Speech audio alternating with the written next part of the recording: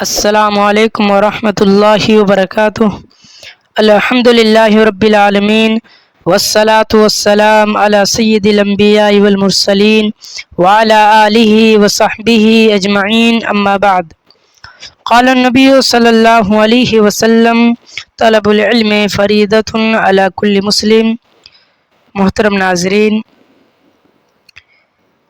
اللہ کے نبی صلی اللہ علیہ وسلم نے اس حدیث مبارکہ کے اندر جو ابھی میں نے پڑھی، طلب العلم فریضۃ علی کل مسلم، کہ دین اسلام کا علم حاصل کرنا ہر مسلمان مرد اور عورت پر فرض ہے۔ اس حدیث کے بنا پر یہ جاننا ہر مسلمان کے اوپر واجب ہے کہ شریعت اسلامیہ نے کیا کیا مسائل بتائے ہیں۔ دین اسلام کی معلومات ضروری ہے، یہ بتانا مقصود ہے۔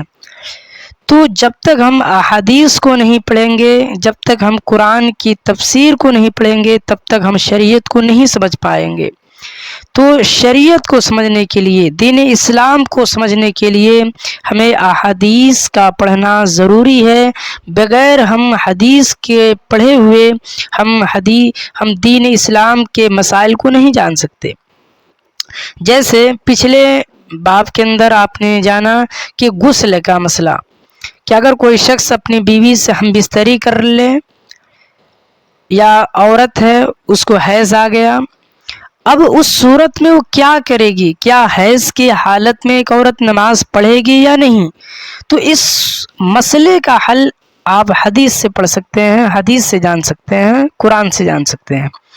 تو آپ کو مسئلے کا علم جاننے کے لیے آپ کو قرآن اور حدیث کی طرف رجوع کرنا ہوگا۔ اس لیے یہ جتنے احادیث پڑھائے جا رہے ہیں صرف اس لیے کہ آپ دین اسلام کے مسائل کو جان لیں، اچھے طریقے سے سمجھ لیں۔ محترم ناظرین، پچھلے باب کے اندر آپ نے بڑی تفصیل سے ہم نے ذکر کیا اور اہم بات کو ہم نے رکھا، اور ہم مزید آپ سے پھر کہتے ہیں کہ وہ ایک بار ویڈیو پھر دیکھ لیں۔ آپ مزید ابھی باب الحیض ایک اور باب آئے گا باب التیمم کے بعد، تو اس باب کے بعد انشاءاللہ ہم پورے غسل کے جو مسائل ہیں اور جتنے حدث کی قسمیں ہیں، نجس کی قسمیں ہیں، کون کون چیزیں نجس ہیں، کون کون چیز سے غسل واجب ہوتا ہے، کس بنا پر غسل کرنا ہے، کب نہیں کرنا، سارے مسائل انشاءاللہ باب الحیضی کے بعد، یہ جو حیض کا باب اس کے بعد آئے گا، اس کے پڑھانے کے بعد انشاءاللہ ہم اسپیشل ایک ویڈیو بنا کر ڈالیں گے، اور اس کو میں کہوں گا کہ اس کو آپ کو دیکھنا ہی ہوگا، کیونکہ اس کے بغیر آپ سمجھیے مسئلہ اچھے طریقے سے نہیں سمجھ پائیں گے۔ تو آج کے اس ویڈیو میں ہم باب التیمم جانیں گے، یہ ہمارا نیا باب ہے۔ تو باب التیمم سب سے پہلے جان لیجئے کہ باب التیمم کہتے کسے ہیں۔ باب کے معنی دروازہ، اور تیمم کے لغوی معنی ہوتے ہیں قصد و ارادہ کرنا، اور اصطلاحی معنی یہ کہیں گے کہ پاک مٹی کے ذریعے چہرے پہ ہاتھ کے اوپر پھیر لینا، یہ تیمم کہلاتا ہے۔ شرعی اصطلاحی تعریف میں یوں تعریف کی جاتی ہے۔ تو باب التیمم، تیمم کا باب۔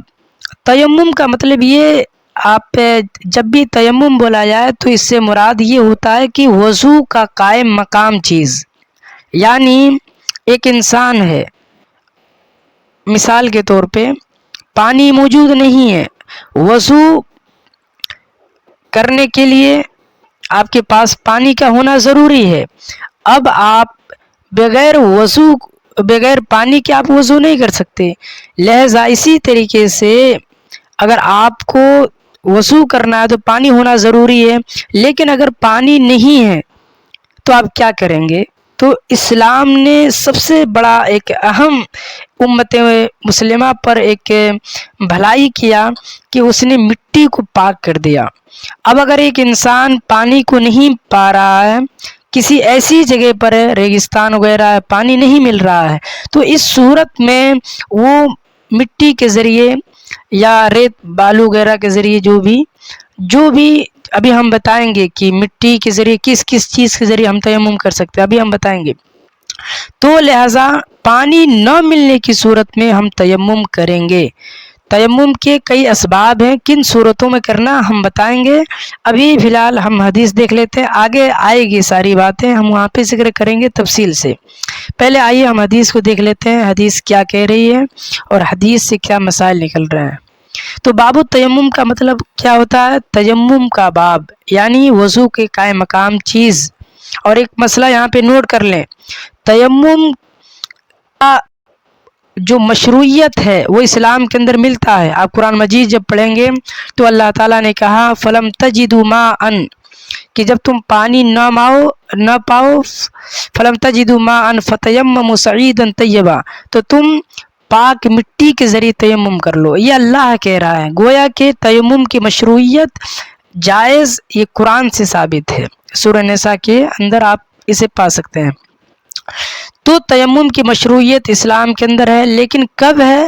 جب کوئی اسباب پایا جائے۔ ایک مختصر آپ کو ایک قاعدہ ہم بتا دیتے ہیں کہ تیمم کس صورت میں ہوگا؟ جب انسان پانی سے عاجز ہو جائے، یعنی اب اس میں کئی اسباب ہو سکتے ہیں، یا تو پانی نہیں مل رہا ہے اب اس سے عاجز ہے انسان، یا تو پانی مل چکا ہے لیکن بیماری ہے، بیماری مرض بڑھ سکتا ہے تو اس سے بھی انسان عاجز ہے، بیماری کا اضافہ ہونے کا خدشہ ہے، لہذا تیمم کرے گا۔ کئی سارے اسباب ہیں، ہم اس پہ بھی بتائیں گے، لیکن یہاں پر ابھی مختصراً آپ پہلے حدیث کو دیکھ لیں۔ تو حدیث کے راوی جابر بن عبداللہ رضی اللہ عنہ ہیں۔ یہ جابر بن عبداللہ رضی اللہ عنہما یہ کون ہیں؟ ان کے تعلق سے ہم بتا چکے ہیں، اور یہاں پر پھر ہم ایک بتا دیتے ہیں آپ کو، ایک شکل میں دکھاتے ہیں آپ کو۔ یہ آپ دیکھیں جابر بن عبداللہ رضی اللہ عنہما، ہم نے یہ پورا ایک تفصیل سے بنایا ہے، یہ ویڈیو ہم بنا کر ڈالیں گے اور اس پر انشاءاللہ ایک اسپیشل الگ سے ہم اس راوی کے تعلق سے جو مشہور اہم باتیں ہیں وہ سب بتائیں گے۔ یہاں پہ آپ دیکھ لیں جابر بن عبداللہ رضی اللہ عنہما کے تعلق سے کچھ باتیں، یہ سب ہم انشاءاللہ ایک الگ سے ویڈیو بنا کر ڈالیں گے۔ راوی کا نام کیا ہے؟ جابر بن عبداللہ رضی اللہ عنہما۔ ان کے والد کا نام وہی جابر بن عبداللہ بن عمرو ہے، کنیت ابو عبداللہ ان کا، اور یہ قبیلے خزرج سے تعلق رکھتے ہیں۔ ان سے جو احادیث مروی ہے 1540 احادیث مروی ہے، اور ان کی وفات 73 یا 74 ہجری میں ہوئی۔ یہ کہاں پہ دفن ہے؟ مدینہ منورہ میں ان کی قبر ہے۔ اور ان کے تعلق سے بنیادی اہم باتیں آپ کو جب اس پہ ویڈیو بنائی جائے گی تو اس کے اندر وضاحت کیا جائے گا، ان کے سیرت اخلاق کیسے تھے، نبی کے ساتھ ان کا کیسا سلوک تھا، یہ ساری باتیں بتائی جائیں گی۔ یہاں پہ آپ یہ جان لیجئے کہ ان سے احادیث 1540 مروی ہے، اور ان کی وفات 73 یا 74 ہجری میں ہوئی، اور ان کا جابر بن عبداللہ بن عمرو ان کا نام ہے۔ ان کے والد جنگ احد میں شہید ہو گئے تھے۔ یہ ساری باتیں ہم انشاءاللہ ایک الگ ویڈیو بنا کر ہم ڈالیں گے۔ تو یہ جابر بن عبداللہ رضی اللہ عنہما کے تعلق سے ہے۔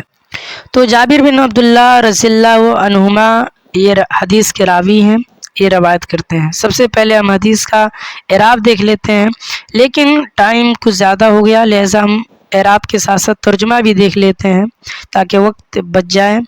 ان جابر بن عبداللہ رضی اللہ عنہما، جابر بن عبداللہ رضی اللہ عنہما روایت کرتے ہیں، ان النبی صلی اللہ علیہ وسلم کہ بے شک نبی صلی اللہ علیہ وسلم نے قال کہا، اعطیت مجھے دیا گیا ہے، مجھے عطا کیا گیا ہے، مجھے دیا گیا ہے، خمسن 5 ایسی چیزیں، لم یعطہن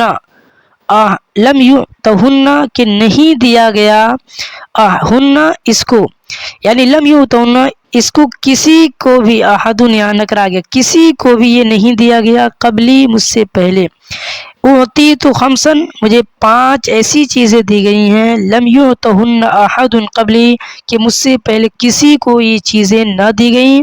نصرت پہلی چیز، مجھے مدد کیا گیا ہے، بالرعب روب کے ذریعے، خوف کے ذریعے، مسیرۃ شہرن 1 مہینے کے مسافت پر، یعنی 1 مہینہ اگر کوئی سفر کرتا ہے اس کے بعد اگر کوئی شخص اللہ کے نبی صلی اللہ علیہ وسلم کو قتل کرنے کے لیے یا مارنے کے لیے کسی طریقے سے ظلم کرنے کے لیے اگر سفر کیا اور 1 مہینے کا سفر ہے تو 1 مہینے کے بعد اللہ تعالیٰ اس ظالم شخص کے اندر، اس کافر شخص کے دل میں ایک رعب ڈال دے گا، ایک خوف ڈال دے گا، یہ بتانا چاہتے ہیں۔ تو 1 مہینے کی مسافت پہ رعب کے ذریعے میری مدد کی گئی ہے۔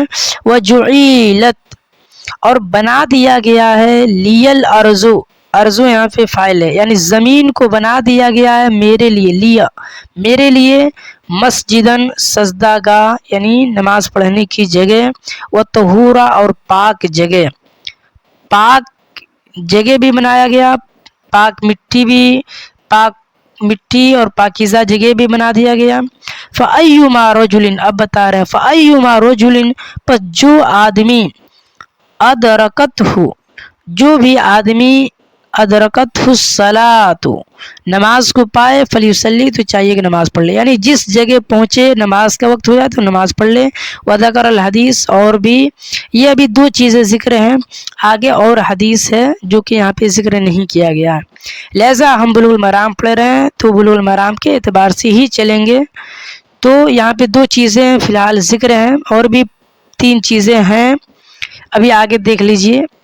ایک اور حدیث، وفی حدیث حذیفہ عند مسلم، یعنی امام مسلم رحمہ اللہ کے نزدیک حذیفہ کے ایک حدیث سے ہے کہ وجعلت تربتھا، کہ اس کی مٹی کو بنا دیا گیا، یعنی زمین کی مٹی کو بنا دیا گیا ہے ہمارے لیے طہورا، پاک۔ اذا لم نجد الماء، جب ہم پانی نہ پائیں، یعنی جب ہم پانی نہ پائیں تو مٹی ہمارے لیے پاک ہے، ہم اس کے ذریعے تیمم کر سکتے ہیں۔ اور ان علی رضی اللہ عنہ عند احمد، علی رضی اللہ عنہ روایت کرتے ہیں اور یہ مسند احمد کے اندر ہے، وجعل التراب لی طہورا، کہ مٹی کو بنا دیا گیا میرے لیے پاکیزہ، پاک صاف۔ یعنی اس حدیث کے اندر، اور یہ جو دونوں احادیث جو ہے یہ پورا یہ اس بات پر دلالت کرتی ہے کہ مٹی کو اللہ تعالیٰ نے پاک کر دیا۔ یہ باب التیمم میں لانے کا مقصد یہ ہے کہ مٹی پاک ہے۔ اب کوئی انسان اگر کہیں پر بھی ہو تو وہاں پہ مٹی وغیرہ، تو مٹی کے ذریعے اگر پانی نہیں پا رہا یا کوئی ایسی عاجز اس کو کر دینے والی چیز ہے جس سے مطلب پانی استعمال نہیں کر سکتا، تو اس صورت میں تیمم کرے گا تو مٹی کے ذریعے سے تیمم کر سکتا ہے، مٹی کیونکہ اللہ تعالیٰ نے پاک کر دیا۔ یہ امت مسلمہ کی فضیلت ہے۔ لہذا 12 منٹ ہو گئے، اللہ تعالیٰ سے دعا کرتے ہیں کہ اللہ تعالیٰ ہمیں کہنے اور سننے سے زیادہ عمل کرنے توفیق عطا فرمائے۔ تو اس حدیث سے سب سے اہم مسئلہ جو معلوم ہوا وہ یہ کہ مٹی پاک ہے، اگر کوئی شخص مٹی کے ذریعے تیمم کرنا چاہتا ہے، اگر کوئی عاجز ہو جائے پانی استعمال کرنے سے تو مٹی کا استعمال کر سکتا ہے۔ السلام علیکم ورحمۃ اللہ وبرکاتہ۔